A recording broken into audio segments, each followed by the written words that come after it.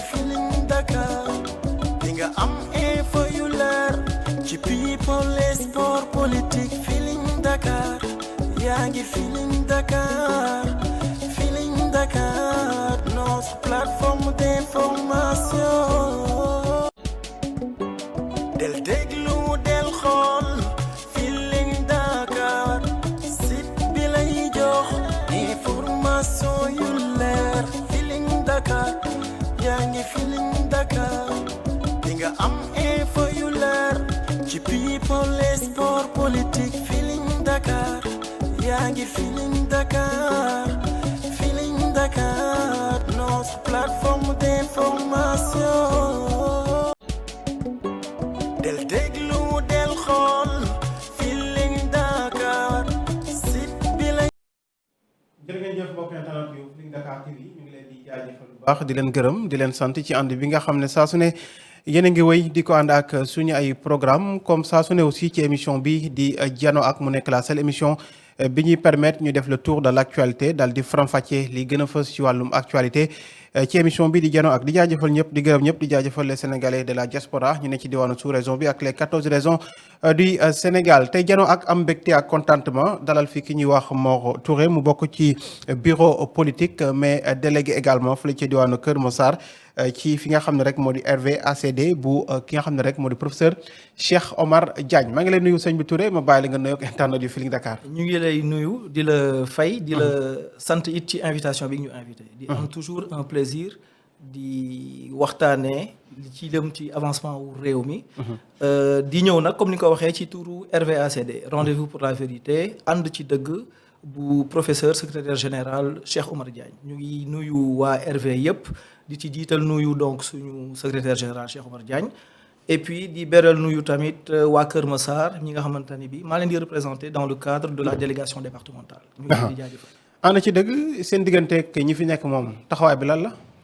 ànd ci dëgg yéen a ngi toujours en coalition non. absolument alors nous sommes ce que nous appelons ay alliés. ay alliés mooy ñi nga xamante ni dañoo bokk ci mouvance présidentielle bi dans la coalition Diomaye président donc ci loolu la ñu nekk en tant que alliés. mais des alliés proposants parce que soo xoolee Bamba ñetti statut moo mën a am soit dañu ne ay partisans lañu est-ce que dañuy ñëw seey ci Pastef benn ñaar est-ce que ay opposants lañu ñett est-ce que ay alliés lañu la question bi ngay poser mooy concrètement ay alliés lañu donc suñu nekkee alliés ba noppi dafa am attitude bu ñu war a am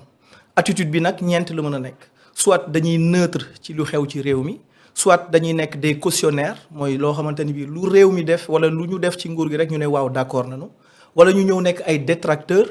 mooy ñi nga xamante ni loo leen def baaxul wala ñu nekk te ñun loolu la ñuy wax ay proposants mooy ñi nga xamante ni bii donte ay alliés lañu dañuy taxaw saa su ne suñu gisee ni lii rafet na dañ ko war a rafetlu ñu wax ko suñu gisee ni d'accorduñu am nañ ci beneen gis-gis ñu wax ko tamit ci njëkk ak teraanga loolu mooy posture bu RV am mooy ay alliés lañu benn. ñaar ay proposants donc. pour leeral la nekk leen dans l'opposition parce que temps yi nag seen guide moom day attaqué rek de. suñu guide Cheikh Omar Diagne. day attaqué suñu guide. day critiqué rek. Sonko lan lay def lii Cheikh Omar Diagne wax constance la mës a nekkee li mu toog di yàgg dénoncer. constance kay mooy ne ci nguur continuer di wax mais ne ci nguur ne tekk-tekkaaral bàyyi ko ci nguur di critiquer mais loolu du constance aussi. mais Cheikh Omar Diagne sëñ Bamba ku ko xam ni de tout temps ba muy nekk ci nguur ba muy nekk opposition balaa muy bokk ci coalition Diomaye président loolu lañ ko xamee c'était un grand polémiste bi nga xamante ni saa yu gisee lu mu war a wax ci réew mi luy defar da koy wax ba nga xamante ni sax laata ñuy wax mu ngi ci nguur sax yàgg na am des positions yu muy yàgg am sur la scène publique et qui font que da daan am souvent des détracteurs donc constance boobu mën nañu waxal suñu secrétaire général lu ne mais constance boobu la yàgg woote te tey jii nii dafa mel ni sax am na dëgg parce que la mu doon toog doon kaas ba muy nekk présidence ba mu génnee di ko continuer wax ñu bëri di ko ŋaññ tey jii génn nañu gis ni en fait kii di suñu premier ministre di Ousmane Sonko tomb yooyu mu yëkkati te muy dëgg yooyu tomb nakate la RVACD yàgg nekk. mooy donc ànd ci dëgg. mais est-ce que foogoo li ñu ko jëlee ca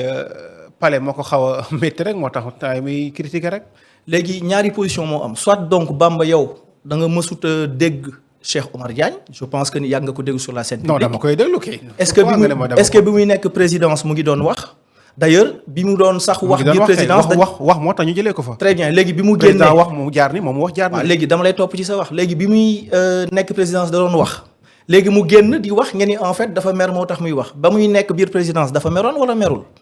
kon xam nga loolooy constance ba muy nekk présidence mu ngi wax bi mu génnee mu ngi wax. mais wax jooju aussi kenn da ko mënta comprendre. président jël côté bi moom mu jël le contre-pied. ah léegi moom dafa nekk un responsable de parti bu am idéologie am vision am président Ousmane Sonko bokk ci parti moom ak président mu am moom it gis-gis président aw gauche moom mu am droite moom mu aw droite donc moom am na droit bi moom mi nekk Pastef ñun ñu am suñu autonomie ci suñu parti nekk ay alliés suñu gisee loo xamante ne bi d'accord ñu amuñu droit wax ko ah Bamba nañu conséquent lii nga xamante ni mooy dëgg mooy li ma la wax ay alliés lañu ay proposants saa su ne. de tout temps fu ñu gisee loo xamante ni dañ ko war a wax ci luy defar ci suñu njort ju rafet ju gàtt si suñu xel gu gàtt ak si suñu njort gu rafet ñi gis ni lii moo nar a avancer réew mi dañ koy wax loolu mooy ànd ci dëgg gis nga tey jii nii mënuñu nekk allié dama bëgg loolu tamit ñu comprendre ko bu baax mënuñu woote ñun ay alliés bàyyi ba 2029 en tant que allié on sera comptable du bilan de ce pouvoir là donc 2029 Bamba bëgguma ñëw toog ngeen ma yow bi ngay nekk allié lu tax waxoo donc li nga xamante ni dañoo jàpp ni mooy defar yéen sax gars yi opposant lañ leen jàppee. non mooy li nous sommes des alliés. nañ léegi opposant ngeen de. on est des alliés proposants xanaa Ousmane Sonko kon opposant la ndax li mu wax il est dans la droite ligne de li Cheikh Omar Diagne yàgg wax mooy que ni dëkk bi am na li nga xamante ne bi espoir moo ñu pousse ñu am en fait nguur gu bees. am régime bu bees woote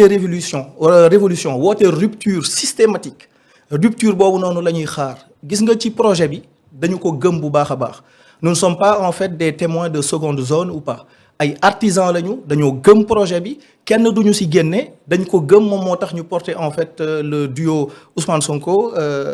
président Diomaye Faye au pouvoir te nag teg leen bët. nee leen lii ngeen waxante woon ak askan bi di ngeen ko def loo leen mën a jàmmarloog comme jafe-jafe ñun en tant que allié dinañu taxaw ànd ak yéen mais ci it liggéey bi lu ñu gis ni tamit war ngeen gën a ñoŋal dinañ leen ko wax loolu mooy taxawaay bi. mais fan yi attaques yi ñu bëri jàpp na sax professeur li muy ñoddi ci diplôme ak ay professeur la mais wax la rek yu mu wax nii rek quoi. comme lan par exemple. ci li muy ñoddi que ne am na ay diplôme ak kii professeur la les agrégés yooyu. est-ce que daf ko ñoddi wala est-ce que c'est une réalité. xam nga tey jii nag Bamba loolu laa bëgg tamit. mais nag ñu bëri jàpp nañu fiction la rek de. waaw léegi loolu moo gëm loolu ci boppam rek waaye. léegi li am ak la réalité aussi wute na. léegi loolu yomb na yéen vous êtes des journalistes votre rôle c'est que moom s'il prétend être un professeur un agrégé un docteur ñi nga xamante ni bi ñoom la bokkal ay promotion ñoom la defal ay diplôme ñi nga xamante ni bi dafa dem def ay doctorat am soutenir ko sur la place publique ñëpp yëg ko léegi yéen les journalistes que vous êtes quand vous invitez des gens sur les plateaux télé qui disent ay safaan wala loo xamante ni kii amul diplôme kooku ngeen di wax indil say preuve wala moomu di wax su ñemee ñu confronter ko professeur ñu xool en fait ku am diplôme ak ku amul diplôme ma jox la exemple bu ndaw tey jii nii gis nga en fait un chroniqueur boo xamante ni bokk na ci liñ koy jiin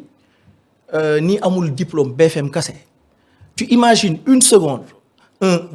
représentant de parti secrétaire général aussi sérieux qu'un parti mu ñëw en fait di naan docteur la wala am naa tel diplôme te du dëgg mais loolu ban sens la am donc pour man loolu faux débat la. nañu yëkkati niveau wu débat bi. bis bi nga xamante ni bi nit ki nee na kii amul ay diplôme mais na ñëw en fait prouver ko ñun amuñu temps naan dañuy tontante nit yi naan ko dañuy am diplôme ou pas. RV bëri na ay cadre bëri na ay responsable professeur dem naa man mii si thèse am bu mujj assister si donc. oui du débat. le chien est bas la voie et la caravane passe. nañu avancé. yaa ngi koy wax sëñ Mor Touré. ñu avancé également ci li nga xam ne mooy débat bi fan yi bi premier ministre génnee dem Chine am na kàddu yoo xam ne moom professeur yëkkati woon na ko fan yi rek gis nañ ñuy wax dualité au sommet de l'État ñi naan crise institutionnelle d'abord diggante bi xew ci diggante président Bassirou Diomaye Diakhar Faye ak Ousmane Sonko lan mooy seen xayma luy seen jàngat ci loolu. alors suñu jàngat mooy comme bi professeur génnee njëkkoon wax. oui ci. parce que am na loo xamante ni politiquement correct sax tax na mu am teggin am nu mu waxee bay wax ni dafa mel ni tappale bi bëri na en fait ci nguur gi parce que am na ay points yoo xamante ni bi dañ ko yàgg xaar ci rupture ci reddition des comptes ci justice loolu yëpp dafa doon yàgg toog di ko wax léegi tey suñu génnee gis en fait le premier ministre qui sort et qui confirme yooyu point naan que ni dëggantaan dañuy woon yónni yàqamti ñu dafa am ay points yi ñuy toog di xaar mënuñu lu dul rafetlu ko donc ba muy dem Chine soo xoolee moom li mu waxoon en fait dafa nekk ni dem Chine bi en soi lu baax la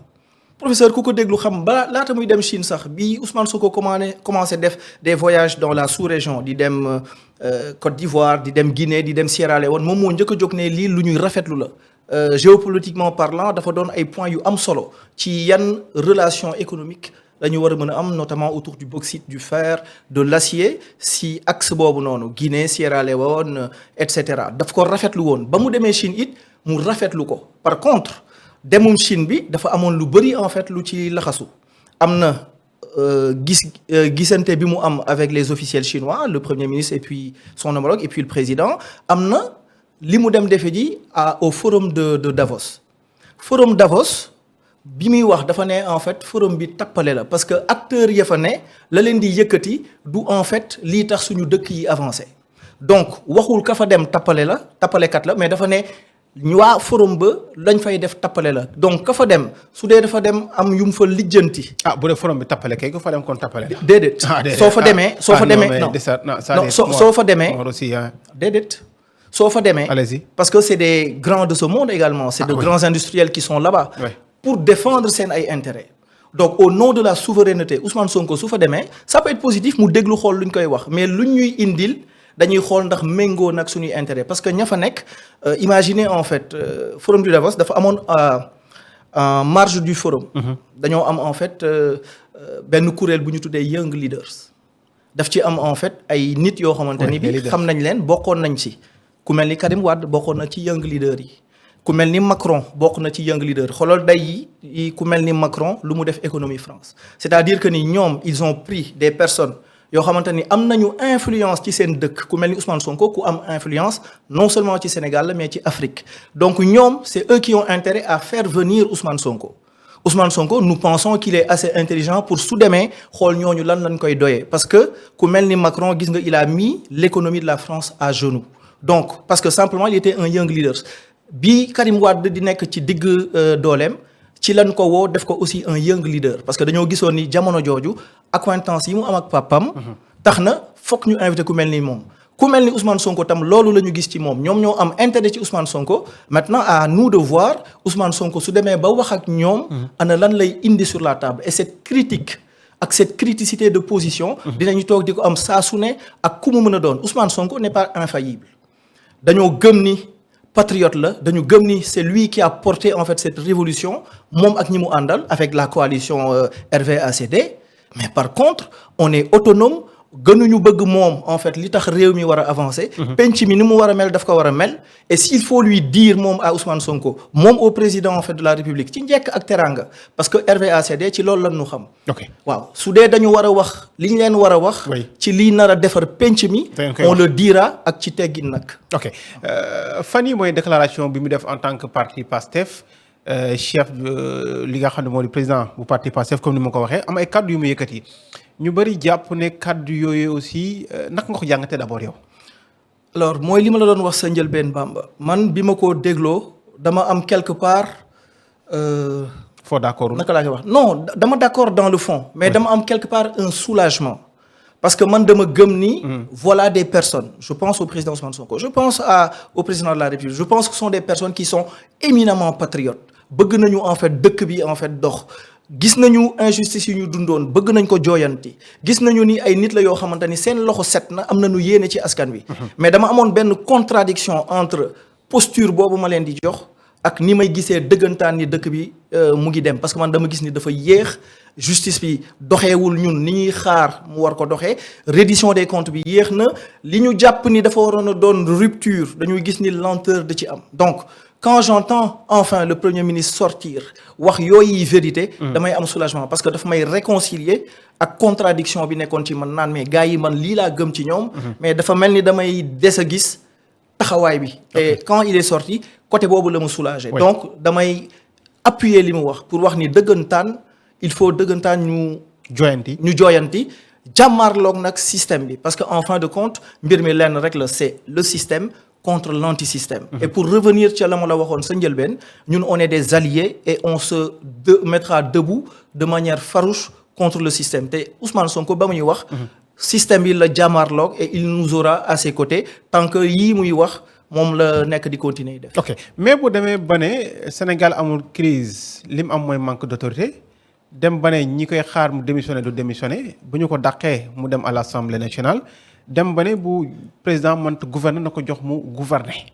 kaddu yooyu nag nga ko jàngate. Alors kooku ce sera effectivement la deuxième partie où on sent un peu de l'émotion dans la manière bi muy waxee parce que moom li ko lié ak Diomaye au-delà de la fraternité au-delà du parti dafa am lenn loo xamante ni daf ko lié ak Diomaye et par la même occasion mu lié ko ak askan wi mooy ce contrat moral bi mu am ni dafa jël engagement pour rupture am léegi nag contrat boobu dafa nekk au-dessus je pense de la fraternité bi mu mën a am ak Diomaye moom soo ko dégloo ci waxam je veux pas me mettre en fait à la place d'un partisan de Pastef mais ni ma ko dégloo damay gis ni en fait ci waxam il a usé de tous les moyens wax na benn ni toog na oui fu kenn nekkul moom fu kenn nekkul moom ak Diomaye rek ak borom bi subhanahu wa taala mu waxanteeg Diomaye mais dafa mel ni gis na ni des naa bouger mu ne ñu toogaat tuuti ma jël ku mel ni le troisième représentant de l'État muy El Malick mu mel ni des na enfin le deuxième pardon ñoom ñett je voulais dire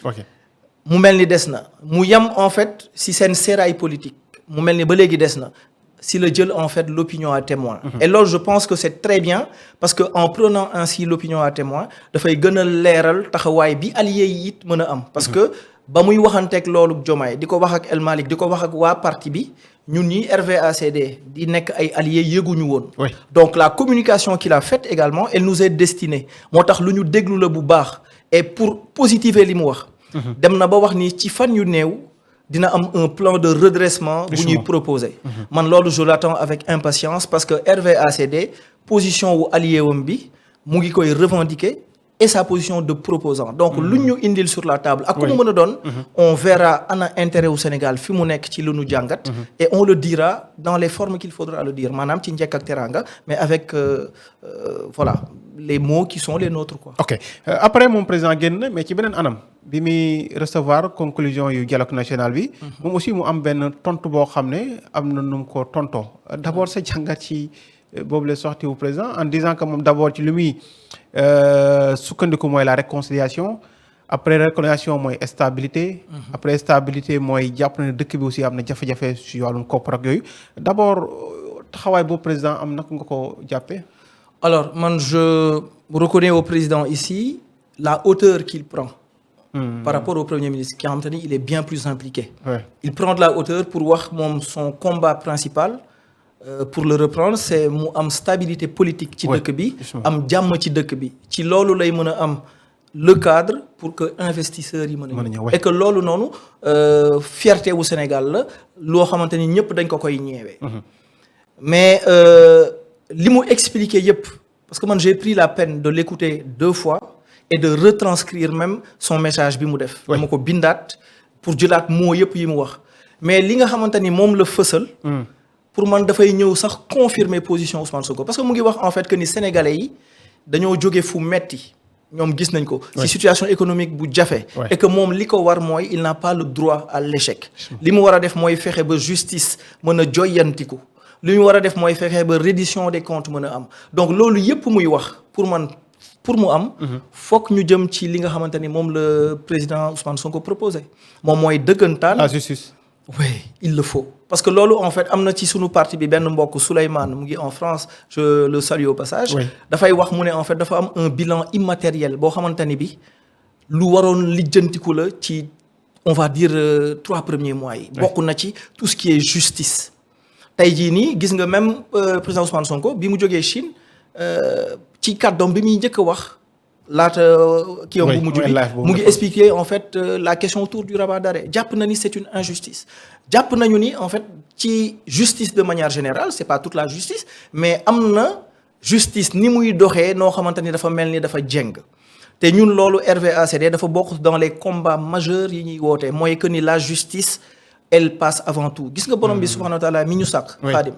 dafa wax ci benn xadis xudusi mu ne moom yàlla jommal na boppam injuste comme ni mu koy jommalee ay jaamam moom si boppam il nous rendait compte yàlla mu ngi naan je m'interdis l'injustice comme je vous l'interdis entre vous donc ça veut dire que ni ak ku mu mën a doon dañu war a rendre justice tey jii nii est-ce que xam nga je ne sais pas si lu fàtte xaju fi quoi mais est-ce que xam nga ni parmi les milliers de détenus yi ñu yóbboon en prison seen ay waajur ak koñ ya ñu dëkkoon ñu ëpp ci ñoom bokkuñu woon Pastef bokkuñu woon ci mouvance présidentielle bi mais injustice boobu ñu daan gis ñuy jël seen i doomi gox di leen yóbbu ci prison te ñu xam ni xaadim mii kat di yeewoo fii matin midi soir ku amal njëriñ askan wi la ku jub la kuy góorgóorlu la ku bëgg dëkkam la par injustice ñu tëj ko tax na ay waajur soppaliku ñëw nekkaat ñoom ay partisans wu projet bi. donc ñooñu ñëpp ils n'attendent que justice beneen bi tam cheikh bi nañu waxante dëgg. ay rapport wax na ni ay milliards jël nañ ko ci keesu état mu ngi soxla milliards yooyu parce que nee nañu dëkk bi dafa metti 4e sous-sol la nekk et cetera et on voit des gens en fait se pavaner comme ça ci plateau télé yi wala ñu ne nem te pourtant ay rapport épinglé nañu leen donc dafa war a gaaw 15 mois après gëm naa ni effectivement mënuñu jooyanti lépp mais ce bilan immatériel xaadim dañ ko waroon lijjanti waaw ci nu mu gënoon gaaw loolu moo doon tax effectivement ñu mënoon avancer yaa ngi wax ci dialogue national bi soo xoolee nekk na un peu sax un couac ci tenir ko entre le président Diomaye ak Ousmane Sonko parce que gis nga ni moom Ousmane Sonko ci waxam dafa mel ni le fait d'avoir tenu le dialogue am na app bu mu joxaat ci liggéey bi ni war a xaar ci justice parce que ñu bëri dem nañu dialogue te ñoo xamante ni bi dañoo waroon toog ñu lijjanti seen cas donc loolu tam war na bokk ci tomb yi nga xamante ni bi ok mais ñu naan Sonko nekkatul Diomaye nekkatul Sonko nag mooy li ma wax en fait y a ces deux moments man gëm naa ni kenn xajul seen diggante dans la fraternité bi leen lié loolu en fait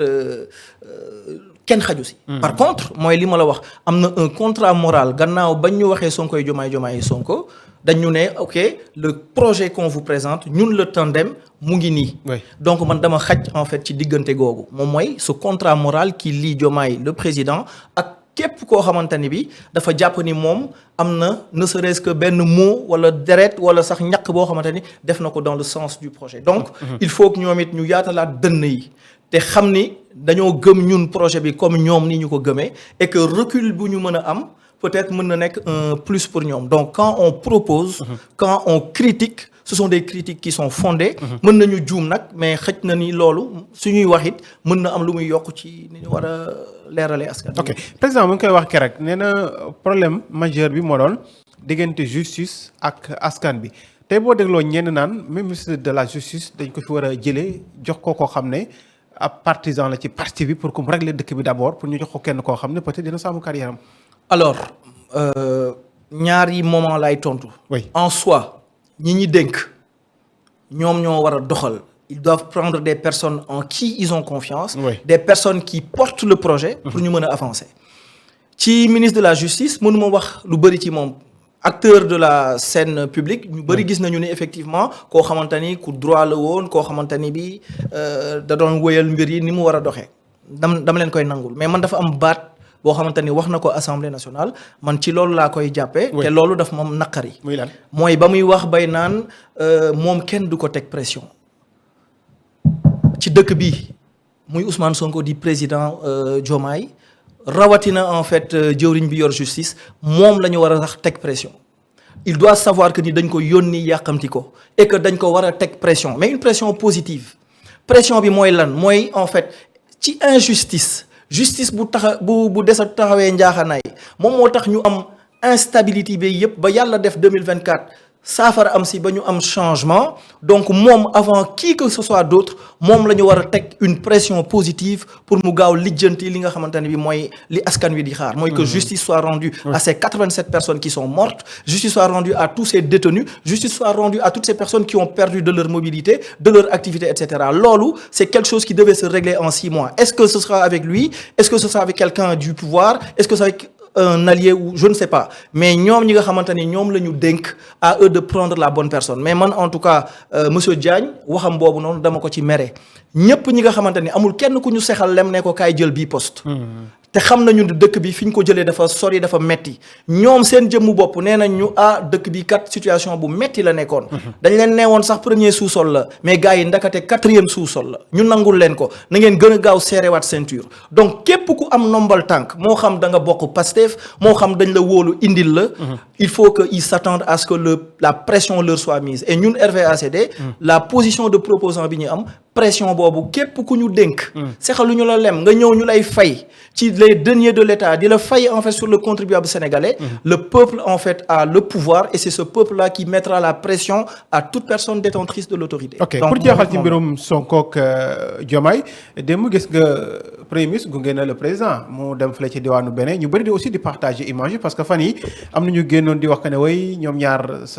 diggante bi tollootul noonu bi mu dem États-Unis gungewul ko bi mu ñibbisee gungewul ko mais démb gis nañ encore une fois plus ñu ànd. xam nga le diable est dans les détails. Sénégalais dafa bëgg détail.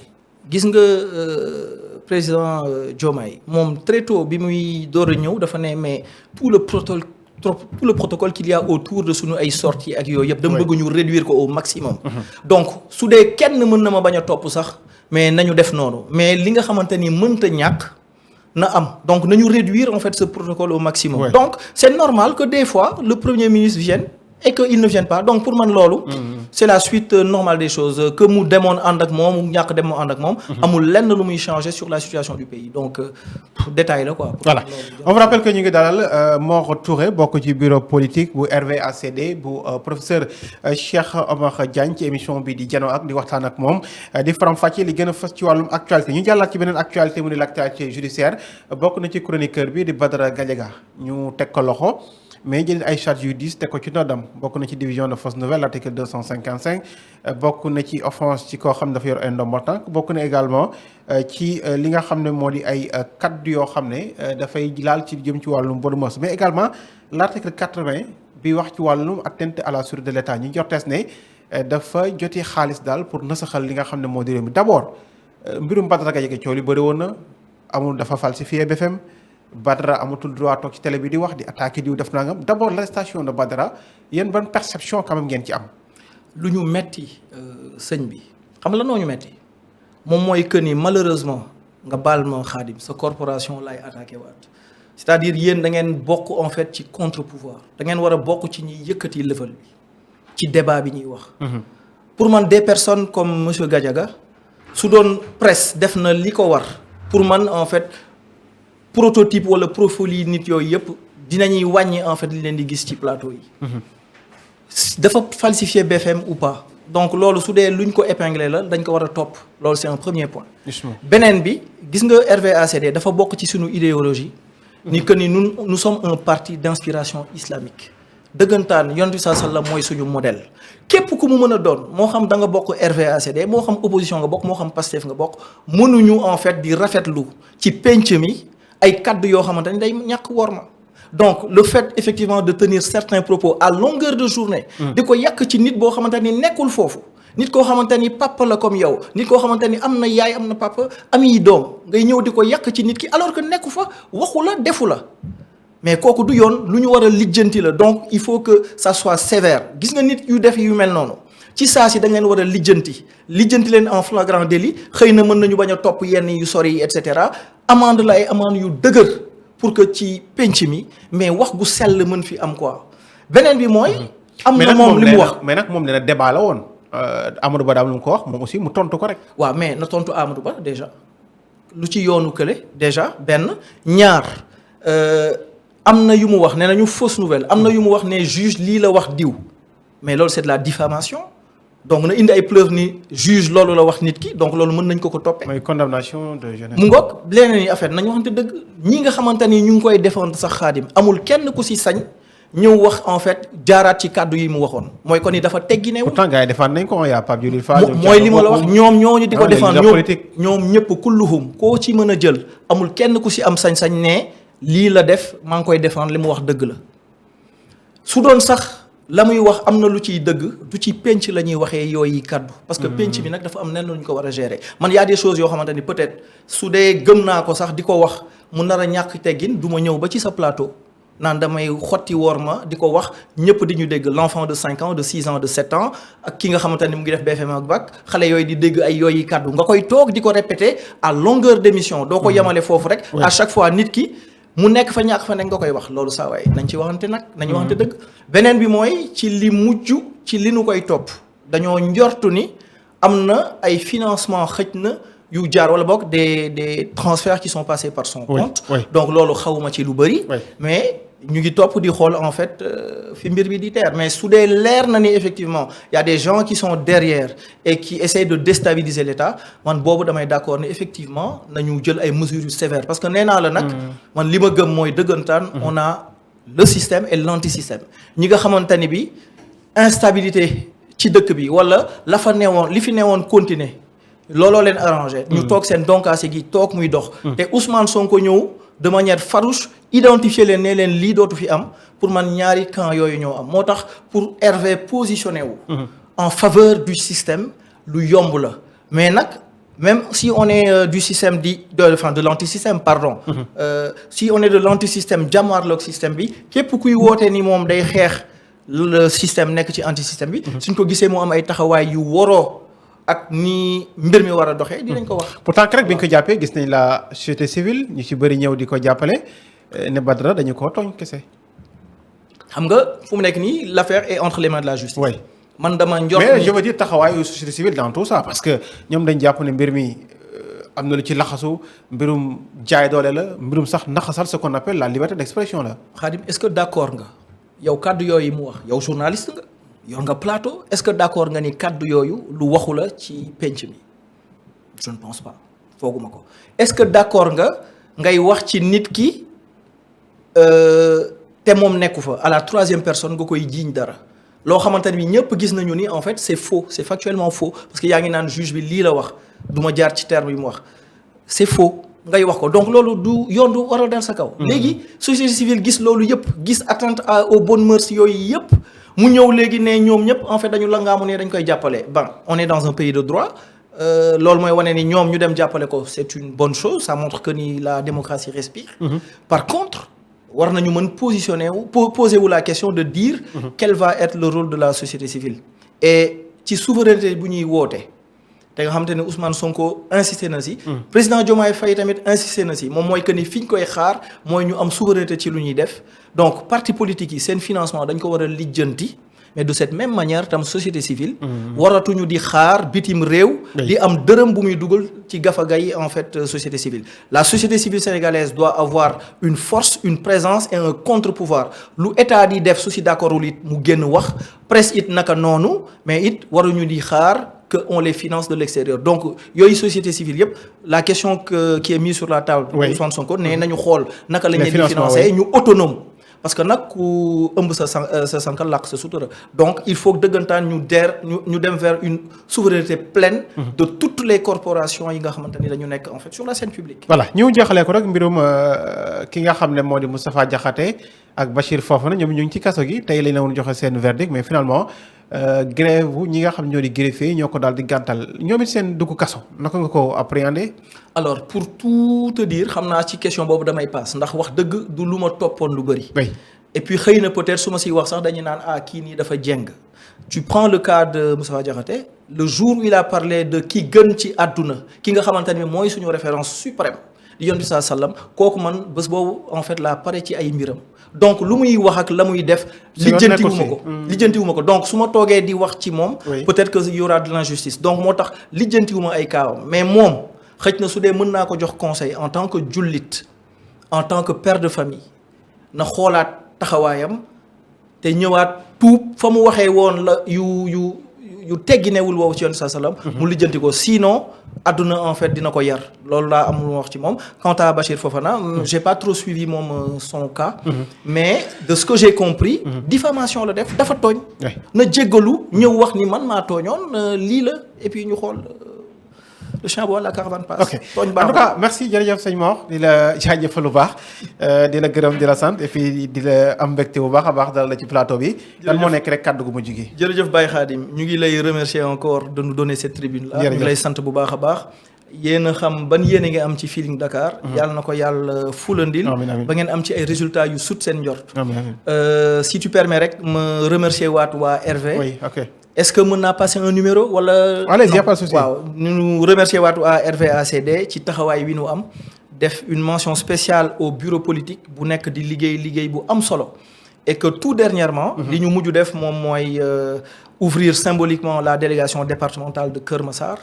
jamono ji parti bi mu ngi liggéey lu bëri ci taxawaayam en tant que allié et proposant mais aussi ci liggéey pour gën a massifier le parti donc la dernière en date moom mooy la délégation départementale de Keur Massar bi may nuyu bu baax a baax nous recevons des appels de partout de personnes qui veulent venir intégrer les rangs donc soo ma ko mayee rek ma jàllale le 77 475 55 55 pour képp ku bëgg jot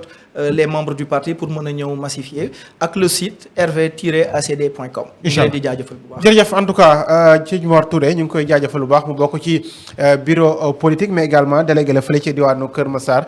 ci RVACD bu professeur Cheikh Omar Diagne xam naa sax moom it du yàgg incha allah dañ ko recevoir sur ce plateau pour discuter ak moom li nga xam ne rek moo di actualité bi en tout cas di la jaajëfal bu baax jaajëfal Pape mu nekkoon ci xarala gi di jaajëfal toute l'équipe de Feeling Dakar TV et puis on aura yeneen occasion yoo xam ne peut-être dina gën a yaatu bu ko defee ñu gën a yaatal yi nga xam ne moo di actualité bi jërëjëf merci beaucoup à toutes et à tous prochainement ak beneen gan ci Jano ak jërë ngeen jëf jërëjëf del déglu del xool Feeling Dakar si bi lay jox information yu leer Feeling Dakar